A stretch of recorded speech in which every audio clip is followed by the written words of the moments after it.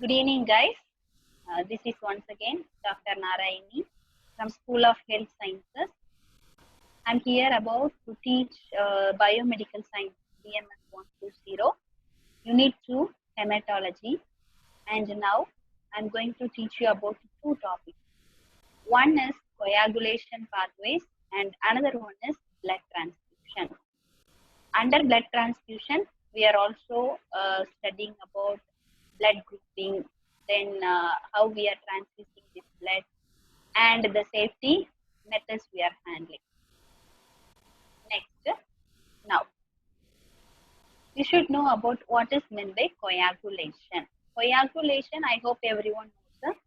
Coagulation means, for example, if our skin or if our finger or any cut happened in our body, there is a blood loss happen. But when there is a continuous loss of blood, it will stop within 10 or 15 minutes according to the injury happened. So, if it doesn't get clot, then there is a problem in our body, right? So, what is the main thing that is controlling the bleeding or controlling the blood when there is a cut in our body is because of platelets, thrombocytes. And this process is called as what? Coagulation. You can see the definition here. Coagulation is a major hemostatic function responsible for prevention and termination of bleeding following the injury. How it happens? It is balanced by fibrinolytic system. That is, fibrin is the main reason that clots the blood. Coagulation means clotting, clotting the blood. So when there is an injury, because of that injury, blood starts to come out. So to stop the bleeding, the reaction takes place in our body. That is called as coagulation. That is happened in blood platelets. Next, the pathway of coagulation. There are two main pathways of coagulation. One is extrinsic and another one is intrinsic. And also we can say common pathway. Anything may happen, extrinsic or intrinsic. Any pathway may happen and thus clot the blood. So you can add the common pathway also here. Extrinsic means outer.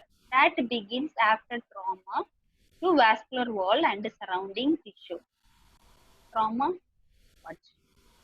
bleeding to vascular wall and surrounding tissue. Outer side, if it happens, means that clotting of blood, that coagulation system is called as extrinsic pathway. Intrinsic pathway, that begins in blood itself. So it starts to clot in the blood itself. So when there is a release of blood, loss of blood takes place, it does not allow the blood to come out. It stops in the blood itself. I mean, it stops behind the tissue itself. Next, mechanism of blood coagulation. What is the mechanism? Takes place in the coagulation. We have seen that two pathways are happened for coagulation. One is extrinsic pathway and another one is intrinsic pathway, and also we can say common pathway. The blood coagulation takes place in three steps. One is formation of prothrombin activator in response to rupture or damage to the blood vessel. So at first prothrombin, sorry, there is a mistake. Prothrombin, CHRO, prothrombin activator that is responsible to damage to the blood vessels. Then conversion of prothrombin activator to thrombin. Then this thrombin acts as an enzyme to convert fibrinogen to fibrin that meshes the platelets, where blood cells and plasma to form the clotting. So at first prothrombin activator in our blood responsible to damage the blood vessels. Then conversion of this prothrombin activator to thrombin. Then this thrombin acts as an enzyme to convert fibrinogen to fibrin. And finally, there is a blood clot because of platelets. Next, you can see the pathway here. You see in the diagram, you can observe there is a two types of pathways. One is extrinsic and intrinsic. It has explained as a common pathway. You see prothrombin under, below the picture, prothrombin that converts into thrombin because of an enzyme, serine protease. Then this thrombin gets converted into fibrinogen. This fibrinogen gets converted into fibrin. Then this fibrin converted into a standard fibrin that makes the blood to clot. So this is a common pathway. Maybe it happened in extrinsic or intrinsic. So you just go through the numbers. That is 12 means that is a factor responsible for serine protease.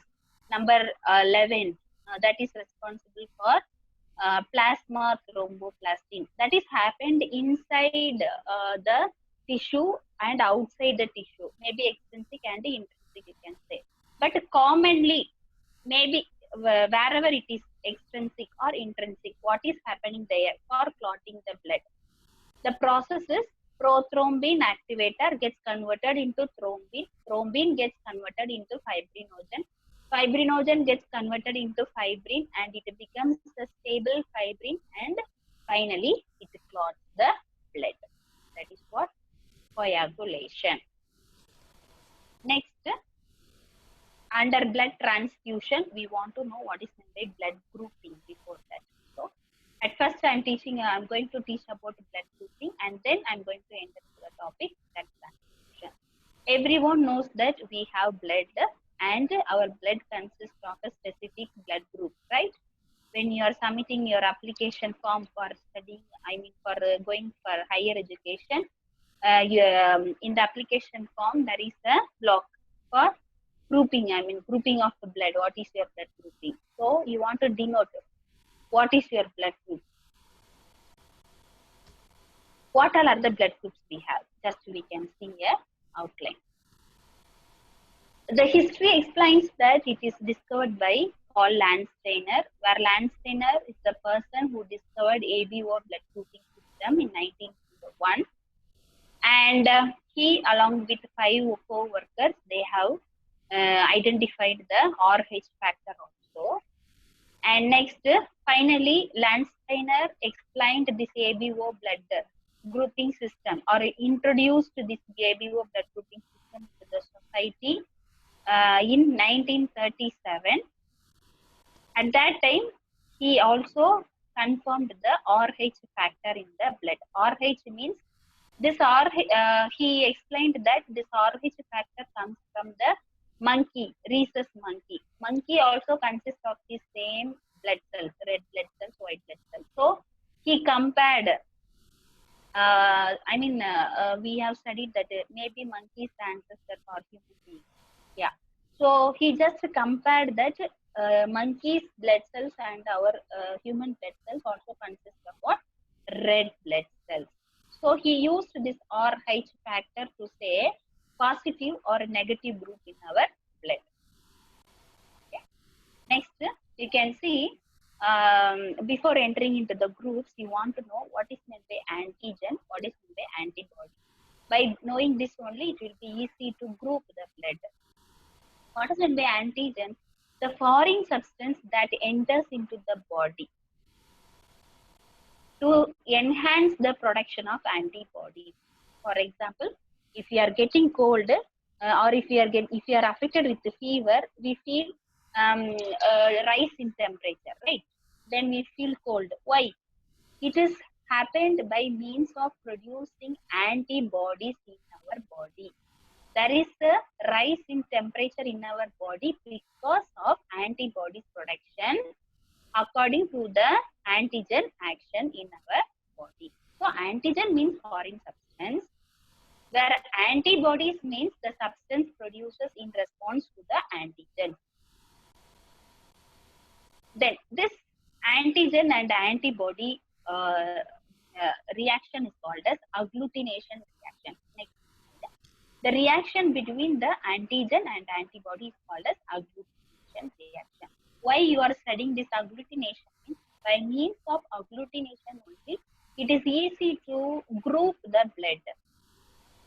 I mean, it is easy to identify whether it is A group or B group, or because of, we may know whether it is a positive or negative.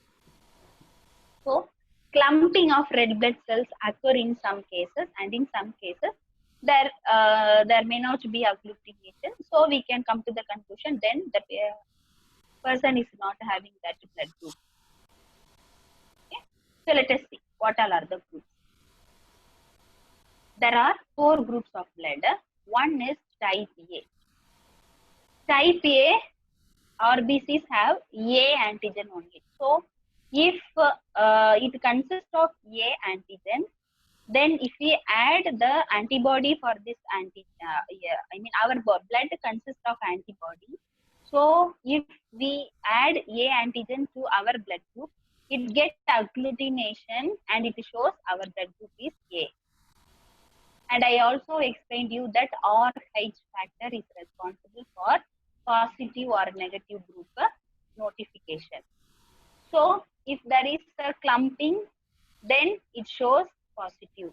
If there is no clumping, then it shows negative. Okay.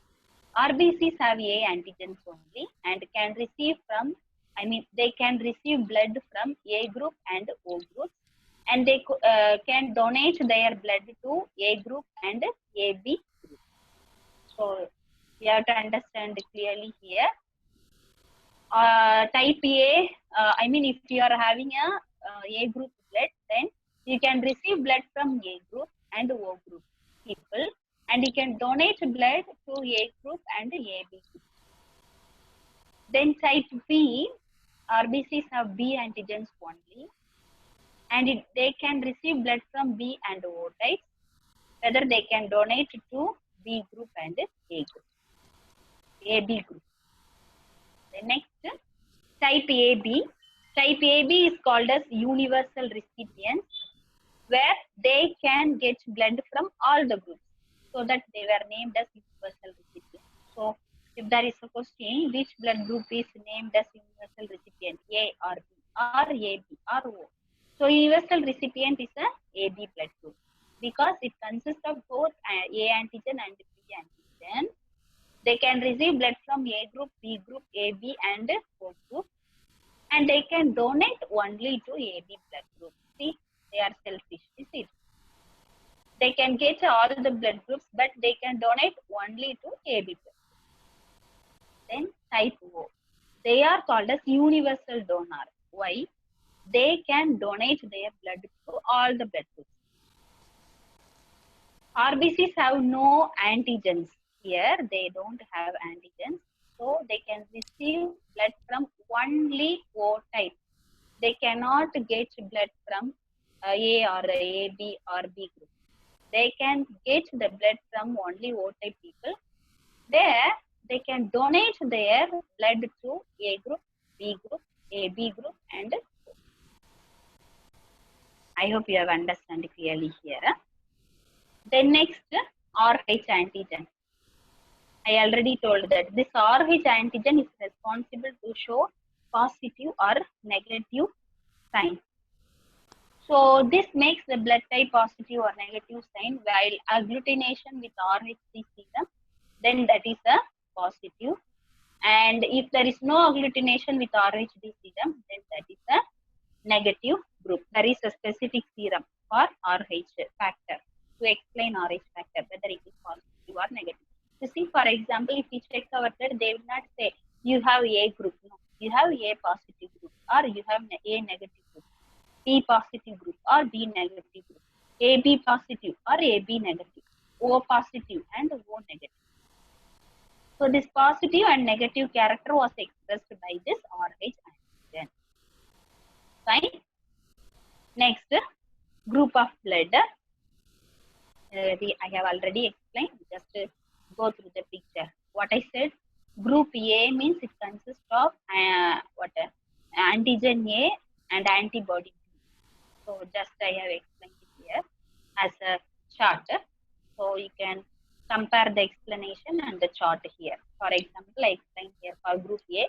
Group A antigen is A antigen where antibody is anti-B. Group B antigen is B antigen where antibody is anti-A. And group AB, there is no antibodies present, but it consists of A antigen. While group O, it consists of no antigens, but it consists of anti-A and anti-B antibodies. Right? Next topic is blood transfusion. So we want to know blood grouping before blood transfusion. That's why I have given a small introduction already. It's outline about blood grouping. Blood transfusion, let me explain the purpose in the next slide. Before that, we want to know what is meant by blood transfusion. Blood transfusion is the transfusion of the whole blood or its components. You know what are the components present in blood, right? What are they? Whole plasma or blood cells, maybe red blood cells, white blood cells, platelets, because some person may not have rich white blood cells. We have already studied the deficiency diseases in the last class, right? So, for example, if the patient is anemia, then he need red blood cells in a higher amount. Is it? So for that they can do blood transfusion. By that they can increase their red blood cells so that they can come out from anemia. This blood transfusion involves two procedures mainly, that is collection of blood from donor, then administration of blood to the recipient. So if I am donating the blood, I'm donating the blood to some specific person. It should be carefully collected from me and it should be carefully administered to the person, I mean recipient who is getting my blood. This is what blood transfusion, and it involves two steps: collection of blood from donor and administration of blood to the recipient. Next, purpose. Why we are doing this blood transfusion? Number one, to restore the blood volume when there is a sudden loss of blood due to hemorrhage.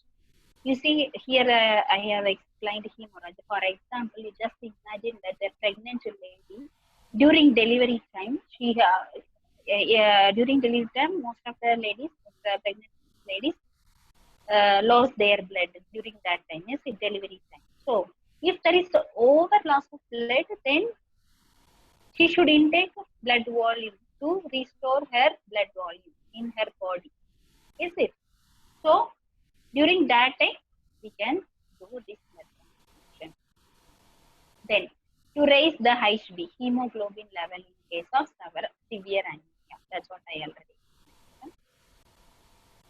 To treat deficiencies of plasma protein, clotting factors, or hemophilic globulin, etc.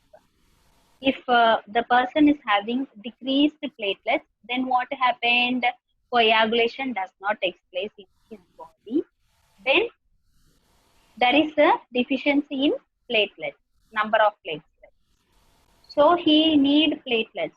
For that, he can do blood transfusion to improve the platelets for clotting factor. Then to provide antibodies to those persons who are sick and having low ADG. To replace the blood with hemolytic agents with fresh blood. Then to improve the leukocyte count in blood. Then to combat infection in leukopenia, cancer. During cancer time, cancer cells, they eat our blood cells, right? So during that time, we want to get apart from that infection, out from infection. So we need blood to fight for the immunity. So during that time, we need some increase the level of blood volume in our body. Then next, components of blood. Already we know we have already studied the blood composition. In blood composition, we have already studied what all are the components present in blood. Is it? Our blood consists of plasma, then erythrocytes, leukocytes, thrombocytes, then further it consists of granulocytes, many cells. Here, components of blood for transfusion. Each unit of blood is tested for evidence of hepatitis B, human immunodeficiency virus, and also syphilis. Why?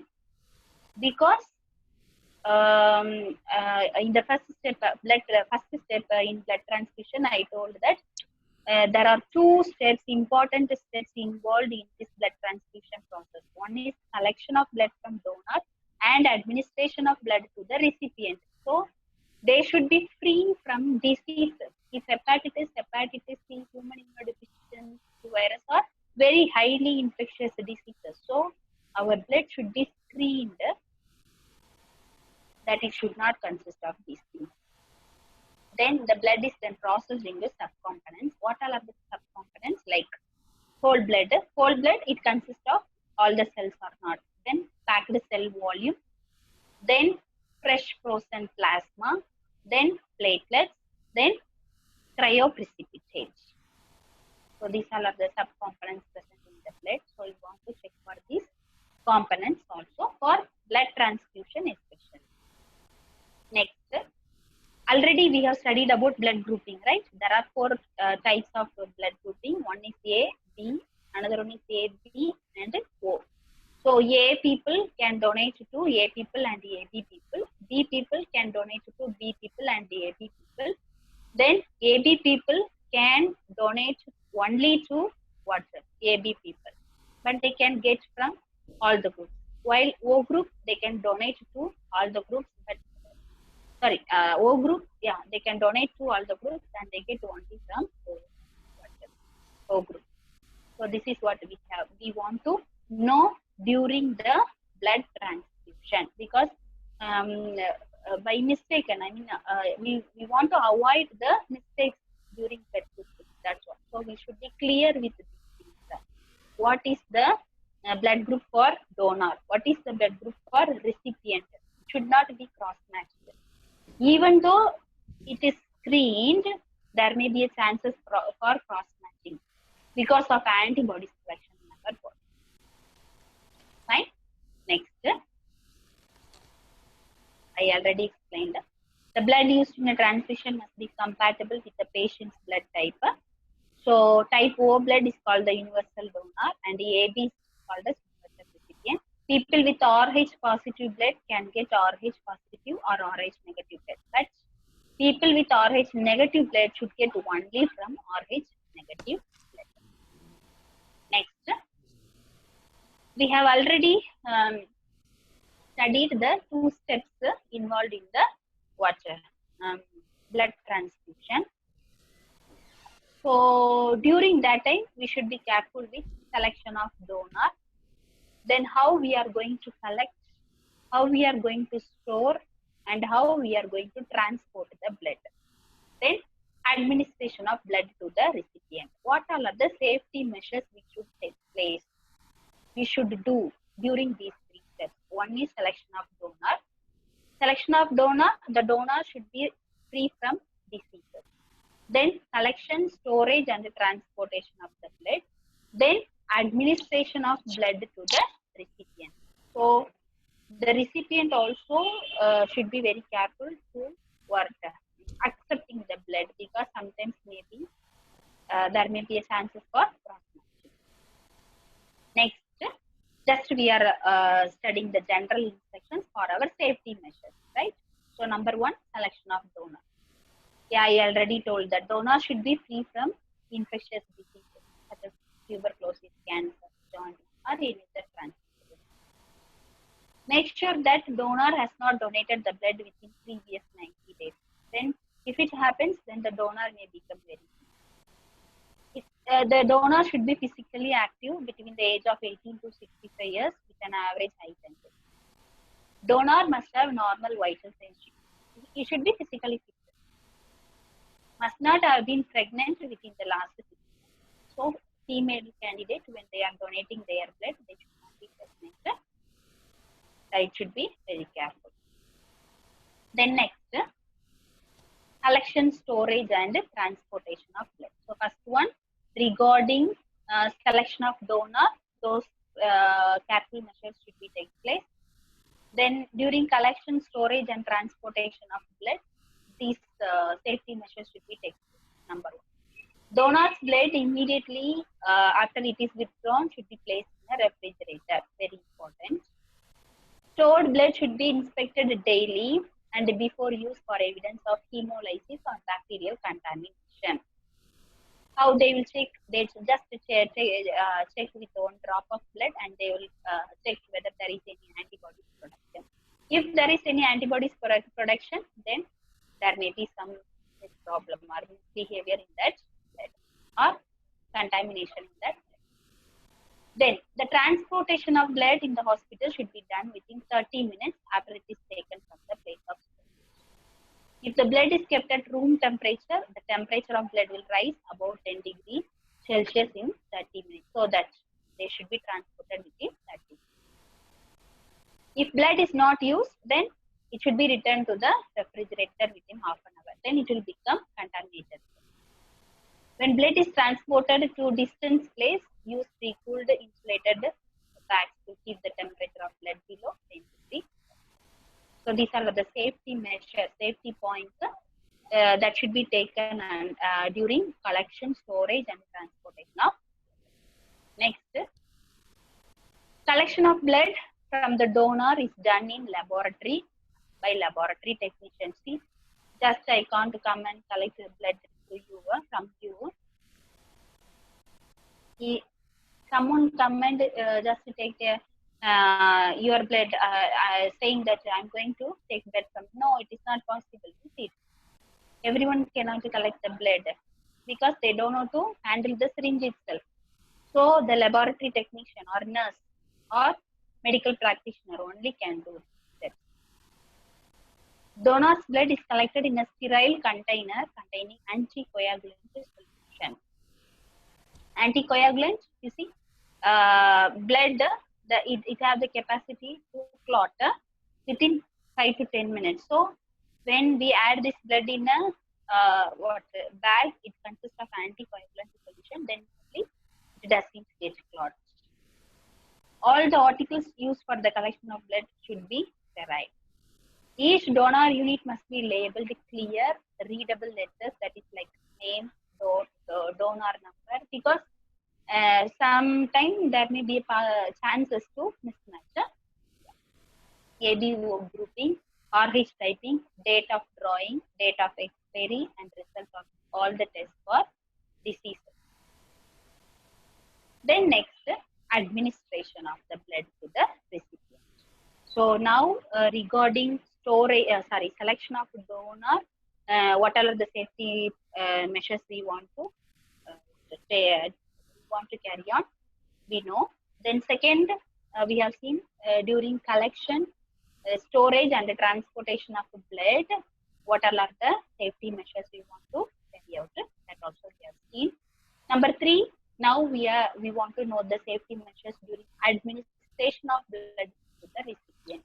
So when sending the recipient's blood sample for grouping and cross-matching, it must be clearly labeled with the name, patient number, number, bed number, ward number, and a fresh sample taken within 4 hours for typing and cross-matching. A record from form should accompany with blood sample, and form should contain what are the things. So you just know the basics. What means name, IP number, bed number, ward number, recipient, who does this, process, everything, exact amount of blood component record, diagnosis of the patient, plant transfusion given earlier or not, blood transfusion given earlier or not.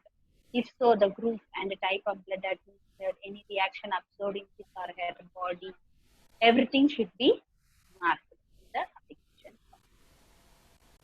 Then next, keep the patient warm and comfortable if necessary, because patient gets some problem. So we should make the patient relaxed Offer bedpan before starting the procedure and as necessary. Record the amount of blood, type and group, rate of flow, any reaction and any medication. So these all are the safety measures. We should be very careful during administration of blood to the patient. Then last one, complications. There may be more chances for a complication of blood transfusion. You see, during blood transfusion, there may be possibility of mismatching or cross-matching of blood, even though we screened very properly.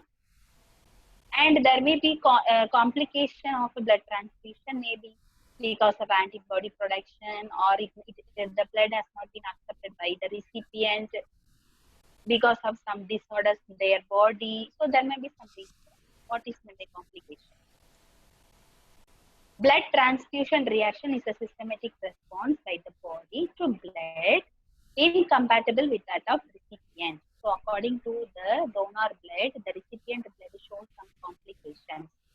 Why these complications take place? Because due to ABO incompatibility, that means antigen antibody production, allergic reactions to the WBC, then platelets or plasma protein components of the transfused blood, then potassium or citrate preservative in the blood. Because of the preservatives also, there may be complications take place in the or during blood transfusion. So hereby we have studied what is meant by coagulation. What is meant by what all are the coagulation pathways? We have studied two things. One is extrinsic and intrinsic pathway and a common pathway. Then mechanism of coagulation pathway. Then next coming to the blood transfusion, we have seen under blood transfusion, number one is blood grouping. Then how we are doing blood transfusion. There are two steps were involved. One is collection of blood from donor, and the second one is administration of blood to the recipient. Then safety measures. For safety measures, we should take safety measures during three steps. One is regarding selecting the donor. Then second one, collection, storage and transportation of the blood. Then third one, administration of blood to the recipient. And finally, we should be very careful with the complications of blood transfusion. I hope you have understand this session. And I'm also happy to say that hereby we are ending this biomedical science BMS 1.0 module. I have given the notes, all the notes for whatever the sections I took for you. So you can just go through all the notes. I have taken, I think, five classes I have taken for you. In that, I have finished the whole unit 1 and unit 2. So you can just go through the topics, whatever I have taken, and please be ready for your exam.